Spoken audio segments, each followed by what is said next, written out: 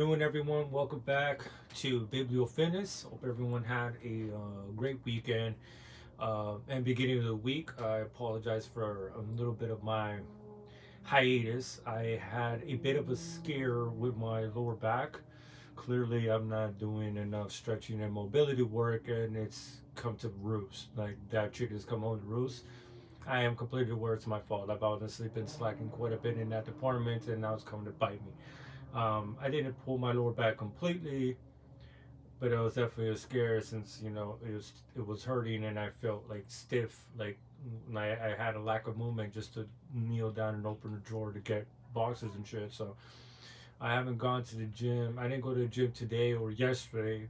Yesterday I was gonna start off with my work. I was gonna start with bent over rows, and the last thing I need is to try to pull weight with my lower back like that. I didn't want to get sent to the hospital right from the gym. That would have been embarrassing, and it would have been even more embarrassing knowing damn well that was a potentiality if I went down that road. So, but aside from that, um, today is now Alyosha. I mean not Alyosha. I'm so sorry. Dmitri has committed the act, or that's what you're led to believe if you're following along or you have read it. Um, you know, um, Dmitri was looking at his father, and the way he was looking at it was kind of like how he looked. He hated it. Like this is his enemy. This is his mortal enemy. This is his rival. This is the guy that's been causing him so much torment and misery all this time. And then like it kind of flashes. The narrator flashes back to the conversation that he had with his brother Alyosha 4 days prior, in regards to that. Like when Alyosha asked him, you know, would you be willing to kill your father? I mean, our father. And he's like, I don't know. I don't know what I would do. Me looking at his face and his physiognomy and his bloatedness and all these features that seem to piss him off might cause him to kill him. He can't definitively say, and that's what's going on through Dimitri's mind as this whole thing is transpiring. And then it cuts off. You get it later is Grigory waking up out of nowhere. Something wakes him up, like a sixth sense. I don't know. Um, and he feels like he did something, like it was missing something to do. When he said, "Oh, the door to the garden was left open," but then an instinct had him drawn to look towards Fyodor's house, and he saw that that the window to his room was left open. And Greg is like, "It's not even summer. What the hell is this shit being open for?" And then he sees, Dimitri sprinting across the garden, in which Grigory, knowing the garden better than anybody, understood the shortcut and caught him as he was climbing over the the, the fence. Grigory grabs one of his legs with his hands, and then Dimitri just smacks him on the back, smacks him on top of the head, and tries at first to be like, "Oh shit! Look what I've done! Look what I've done!" Um, trying to wipe the blood with a handkerchief he had, like an idiot. And at the end, he's just like, "What am I doing here?" And he's like, "All right, you came in as a stupor, old man. Now lie there." That's what he says. Like, so, I'm obviously paraphrasing. I'm pretty sure I got that wrong somehow, but I'm in the ballpark. So all of that is going on. Dmitri realizes Grushenka was never there. So he immediately runs to where she's living, and then she grabs the servant by the neck and screams at her and tells her, "Hey, where the fuck did she go? Where is this girl?" And Fiona, Fenya, her name is, the servant girl, not Fiona, Fenya, um, blabbers out everything. She's absolutely terrified, and this guy's coming in with blood all over him, blood on his hands, blood on his shirt, blood on everything. So he's looking like he just, literally murdered someone. That'll startle anybody. So she tells him, "Hey, look, she ran off with the officer from 5 years ago. You know, the guy that ditched her 5 years ago and stuff like that. Like he came back around." And when Dimitri hears that, everything basically comes together. He realizes the truth, and in his face comes with that fear, but also realization that everything has been absolute folly, and he was an absolute jackass for not paying attention. For some reason, like he knew about this guy coming back. He knew about the letter that he sent to Grushenko over this matter about his return and wanting to be with her and stuff like that.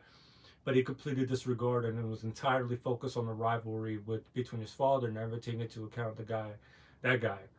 And now he's the one that slipped off. Like And I feel like everything now is hitting him because he left that place. He left his father's stick. He killed Grigory. He was just lying there with blood on his hands. So now he literally does have blood on his hands. He just struck the guy on the head. The man that you know raised him, the man that took care of him, the man that changed his diapers, the man that brought him in and actually raised him because his father never gave a goddamn fuck about him. That's who just Fyodor is. He doesn't care about anybody. Um, and he just struck him on the head for nothing. Grushenka never had any inclination or any actual legitimate like realistic motive to go and get with either of them apparently. So all this shit that he's been doing, all this craziness, he almost beat the shit out of his own father in his own house to death. Yeah, he almost beat him to death. Like he had to have Ivan and Alyosha restraining him to not kill him, and it was all for naught. You had this animosity towards your own father. You wanted to kill your own father, and you potentially killed somebody for nothing, for absolutely nothing. Neither of you won. And I feel like all of this is starting to really seep into, and that's why during in that particular moment of the book or in the store, the narrator's like, yo, he was like there for like 20 minutes, just mostly just sitting there in blank. Like everything is really starting to sink in, and he's starting to realize, well, I'm fucked. Um, I'm an idiot, and it's over. And that's when he starts thinking about committing suicide. So he asks her what happened, and she even Fenya even tells him about the moment, the conversation that Grushenka had with his brother in Ratikin or whatever, and how Grushenka outside the window screamed to Alyosha saying, "Hey, look, I bowed to Mitenka. I loved him for an hour," and he suddenly smiles when he hears that. And so he goes off to McCroy. She ran out to McCroy with one of the carriage drivers or whatever, and now he goes off to follow her.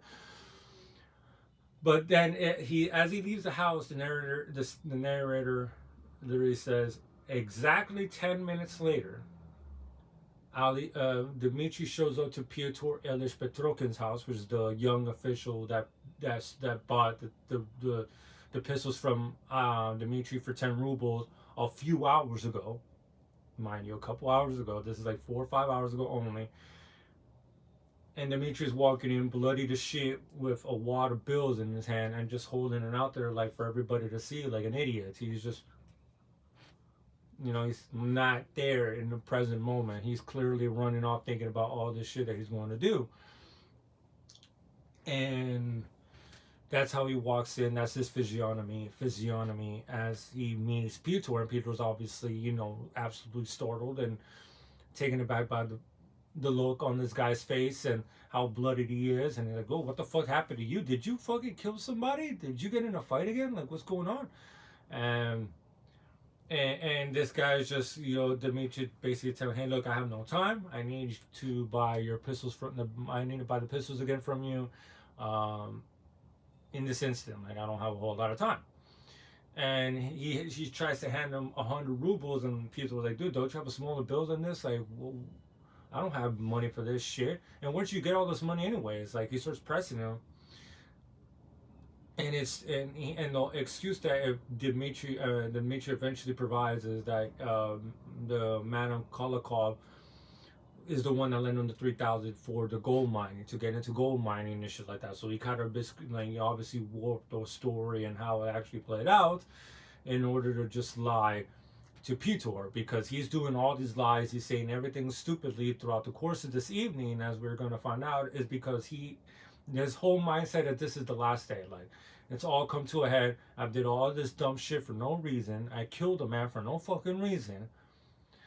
I'm just going to go crazy and just shoot myself. That's literally what this guy is going through. Because as he begins to like Peter forces him to wash himself, he starts looking at the gun. He looks at the bullet that he's going to put in the pistol at like right then and there, and he's like, oh, and he asks Peter, he's like, oh, would you look at the bullet that you would shoot yourself with in the head before you kill yourself, or you wouldn't? Like what sort of question is that? And then he grabs a piece of paper after and he writes something down, like 2 lines. And then he asks Peter, like, oh, do you want to hear a riddle? And then he shows him the paper, and it's like, my life has been disastrous, and for that I paid for it, or something like that. Like, my life has been disaster, and now I'm paying for it. I'm finally getting out of the way of Grushenska and the other man. I want to be able to see them and shake their hands and party with them and show them, hey, look, I'm out of the way. I'm no longer going to be intruding on other people's lives. I'm no longer going to get in the way. I've caused enough pain already. I just want everything resolved, and I'm going to get out of the way. And with this sort of rhetoric, Peter starts becoming extremely alarmed. He's like, dude, am I going to have to like stop you from doing anything? Am I going to have to call the police? Like, what's going on here? Like, you're sounding extremely suicidal. It's very concerning, the way that you're acting. And then we go to that spot where he tells him, hey, I need change in order to give you the 10 rubles or whatever, that or whatever, the 90 rubles and change, basically. He calls his servant, Peter calls his servant Misha, and tells him, hey, go to the shop that's right there on the Polotnikov's shop or whatever, that's right a couple like in the block or whatever. And so Dmitri immediately pops up with a question. I can only stab with my left finger. I'm righty, but I can only stab with my left. Never made sense. I could never figure it out about my life, but here we are. And Dmitri comes with a bright idea. Hey, I'm going to go on a spree before I shoot myself. So he tells me to start telling these people, hey, look, I want 3,000 bottles of champagne and this and that, and food and drinks and sweets and chocolates and cigars and wine and a whole bunch of crazy shit. This guy's about to go on a spree again. And he starts getting extremely ecstatic. He's like, oh, I'll give you 10 rubles if you do this, and I'll give you 10 if you do this. And Peter's like, dude, what the fuck are you talking about? Like, why are you spending money again? And why are you even wanting to give me money? You're probably going to come back tomorrow and ask for that same money again that you're giving me. Like, why are you on a spree again? He just doesn't care. He just wants to go on a spree. He's like, hey, come with me. I want you to enjoy. We've never drank together. Let's go to the shop, blah, blah, blah, blah, blah. So they go to the shop. And that's where he starts talking about how he's been a worm and he wants to crawl away, and he just starts drinking, and he even brings up about the captain, how he beat the shit out of this guy. And then Peter is like, dude, did you even bring up this guy? Like, no one's talking about him. Like, did you fight him again, or what's going on? And everything starts getting ready. That same store is the same store that a month ago he went on the same spree with Grushenska, where he spent a whole bunch of money. He went to McCroy. He started giving money to peasants and started doing a whole bunch of shit, having them smoke and having them drink and wasting money on things, on people that probably don't deserve it because they're all peasants and they're all just going to go crazy and enjoy themselves, and it's just going to be a tired bohemian party. But he seems to not care. Because then he starts talking about also, like, he wants to see the golden hairs of Phoebus one last time in the morning and stuff like that. His rhetoric is increasingly suicidal. And I feel like, as he's going through the shop and going through the cart and looking at all these people, and as he's getting away, Fenya pulls up and starts begging on her knees, basically, to him. It's like, hey, please don't go over there. Please don't hurt my mistress. Please don't hurt anybody. I don't want any problems. And Dmitri says, hey, look, I'm not going to cause any more problems. I'm not going to hurt anybody ever again. I'm not going to hurt anyone. No one's going to get hurt. I just want everything to get closure, and I'm going to be out of the way forever. It's that, and as he even starts traveling to McCroy,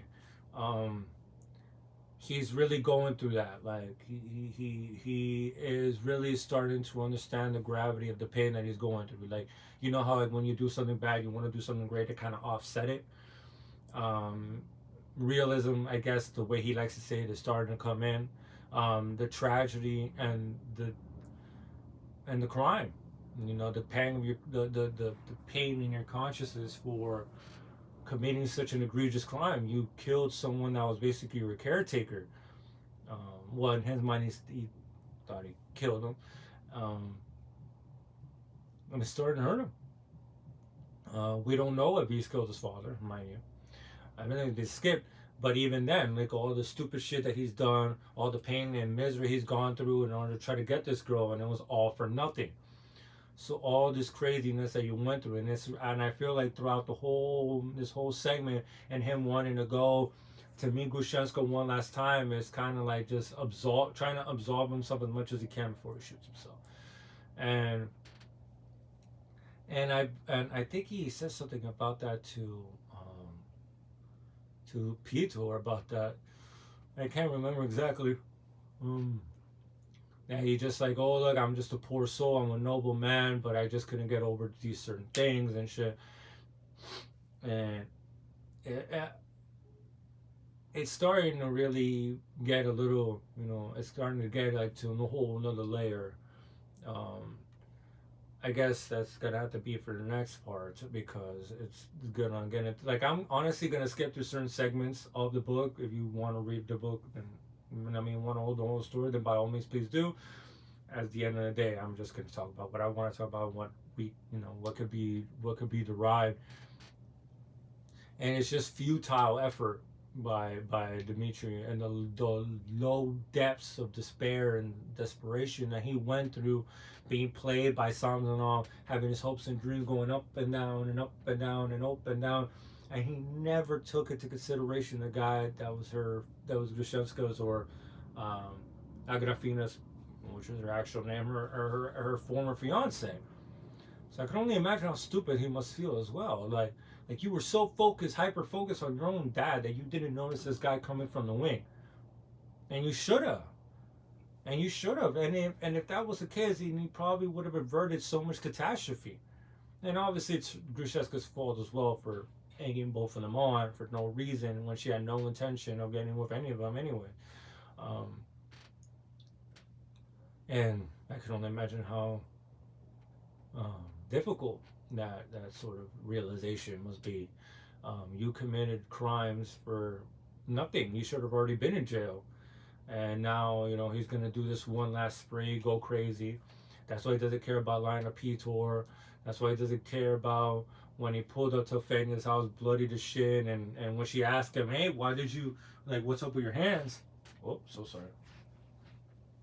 He's like, "Well, why? What's up with your hands? Why you have so much blood on your hand?" And he's like, "Oh, it's human blood. It's not mine." And so sorry, Bourbon. And you'll find out in the morning. He's just leaving a breadcrumb because he really doesn't see himself passing through the next day. He's lost the love of his life. He's lost the love of his life. He's committed terrible crimes. He's been like there's nothing left to go for. All that's waiting for him after tomorrow is more suffering for his crimes. So he kind of wants to not deal with it. He knows he completely fucked up, and now he's gonna have to pay for it. And on top of the fact that he doesn't have the woman he loves anymore, like there's no chance, all hope is completely lost. And his answer is, suicide. And he's just gonna go on the spree in McCoy one last time, and chill, and meet this crazy, this Polish officer or shit like that, who apparently is quite poor. And the reason that he contacted Grushenka is because he knows that Grushenka has money. So we'll leave that for the next episode. This is very crucial. Obviously, this is Dmitri at the height, at the apex. This is his devolution, I guess. This is the climax of everything that he's done, and he is starting to get through that moment of crises. That happens to a lot of people. And I'm gonna skip through some parts. I'm already quite ahead, especially with like the kids and shit that come after with Ilyusha, and when he got hit in the chest he gets really sick and stuff, which is very touching, but not really what I want to talk about, because after that is the trials, and there's certain conversations with Ivan and Shmirdikov. There's certain conversations with Ivan, and well, I don't want to get ahead of myself, but those are really the conversations that I'm really gonna hone in on, and those are the conversations that I really want to discuss, because I feel like they're very important and they're going to ask very deep questions. That's why one of my favorite chapters has always been Grand Inquisitor. Um, it blatantly shows you the lie of Christianity and how it's basically just a defense mechanism for the poor, even though most of Christians are never making it in heaven anyways. But you kind of have to guide them in a way, have them give up that freedom of even making choices and all that shit, just to provide them with solace while they're here on earth, and whatever, they can deal with that after. Dostoevsky is a very prolific writer.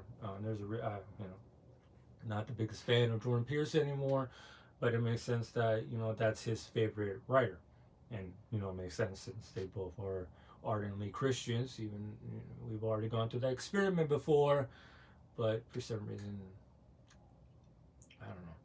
I think Jordan Peterson is becoming the philosopher that Nietzsche warns about. The ones that try to compete with religions by somehow stating that they're the ones in possession of the one truth. And the whole concept of one truth is why we're in this fucking problem to begin with. When you have this one truth, that you have allowed one group to suppress the complete the rest by having this one truth and having the values and everything constructed around that one truth, and everyone having to abide by it. So it's just very alarming that people so learn as this guy push for it. I do love the message of Greek philosophy, but that one truth and that one thing that we're all having to chase and we're all under causes a lot of issues, causes ideological disputes, and doesn't really allow a whole lot of adaptation because the world constantly changes. Therefore, our values must constantly change. And if we completely obtusely adhere to the same values and concepts, we are going to fall behind, and we are actually going to become repressive, and it's going to be actually not the complete opposite of productive, because we're just fighting the inevitability of the universe. So the inevitability of change. So that's a conversation for another time. But as always, I hope you get to keep reading. I'm reading right now. I'm getting quite there. I'm going to talk about it a little bit, but in terms of Ilyusha and Koilya and the whole conversation with that, it's not going to be too much. I don't want to sound like a dick, but it's really not the chapters that I want to discuss on here, and it is my channel. So, love you all. Thank you all for listening, and thank you. And if you have any questions, of course, please feel free to drop them down below, as always. And hope you all have a great day. Until next time, peace.